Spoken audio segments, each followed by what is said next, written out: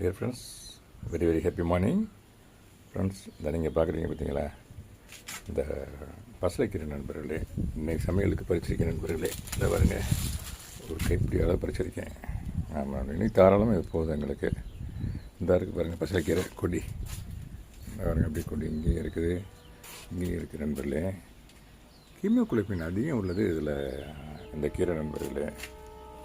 ஆமாம் நண்பர்களே. Okay, secondly I would like to say that this புதினா நண்பர்களே, இந்த பாருங்க, இந்த அளவுக்கு புதினா பறிச்சு நண்பர்களே. அந்த புதினா இந்த இருக்குது, ஒரு கண்டெய்னர் தான். இந்த பாருங்க, சிமெண்ட் பாட்டில் தான் ஊண்டி வச்சுருக்கேன் நண்பர்களே. அதில் வந்து கட் பண்ணி எடுத்துருக்கேன். இன்னும் கொஞ்சம் கூட கட் பண்ணுறேன். இந்த பாருங்க, கட் பண்ணிட்டேன்.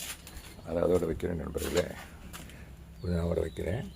இன்றைக்கி தேவையான பச்சை மிளகாய் நண்பர்களே. இந்த பாருங்க, இன்றைக்கி தேவையான, இன்றைக்கி இந்த கீரைக்கு மற்ற சமையல் தேவையானது ஃப்ரெஷ்ஷாக இப்போ தான் பறிச்சிருக்கேன். இந்த பாருங்க, அந்த கண்டு பக்கத்துலேயே தான் இருக்குது. இந்த பாருங்க, இந்த பச்சை மிளகா இருக்குது பாருங்கள். இங்கே பாருங்கள், இந்த பாருங்க, இதிலேருந்து அன்றைக்கி தேவையான ஒரு 5-6 மிளகா 7 மிளகா பறிச்சு, இன்னும் தேவைன்னா இன்னும் கூட பறிச்சுக்கலாம். ரெடிலி இம்மிடியேட்டாக தென்ன பறித்து அப்படி சமையலுக்கு. இதில் நான் அப்புறம் இந்த பொன்னாங்கண்ணி கீரை நண்பர்களே, இந்த இருக்குது பாருங்களேன். இது பொன்னாங்கண்ணி கீரை. இதை பற்றி நான் இன்றைக்கி பறிக்கலை, ஒரு இன்ஃபர்மேஷன் தர்றேன். இதை தரேன், இந்த வீடியோ கன்க்ளூட் பண்ணும்போது தரேன் நான். அப்புறம் இது பருப்பு கீரை நண்பர்களே. இந்த இருக்குது பாருங்களேன், பருப்பு கீரை. அப்புறம் ஒரு வகையான பொன்னாங்கண்ணி கீரைன்னு சொல்கிறாங்க, பட் ஆக்சுவலாக பருப்பு கீரை இந்த இருக்குது பாருங்கள்.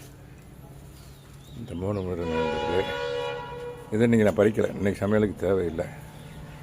இந்த 4ஐயும் பற்றியும் ஒரு சின்ன இன்ஃபர்மேஷன் நண்பர், டிப்ஸாக கூட எடுத்துக்கலாம் நீங்கள். இதை இந்த பொன்னாங்கண்ணி கீரையை, இந்த ஸ்டெம்மை இந்த இருக்குது பாருங்க, இந்த ஸ்டெம்மை அப்படியே ஊண்டி வச்சா போதும் நண்பர். தரையில் இந்த பாருங்கள், இந்த கண்ணையில் ஊண்டி வச்சாக்க வந்துடும் நண்பர். அது மாதிரி ஊண்டி வச்சு தான் இந்த இது இந்த இருக்குது பாருங்களேன், இந்த ஒன்று இருக்குது பாருங்களேன், அந்த மாதிரி ஊண்டி வச்சது தான் வந்துருக்குது. இது இன்னொரு கண்டெய்னர்.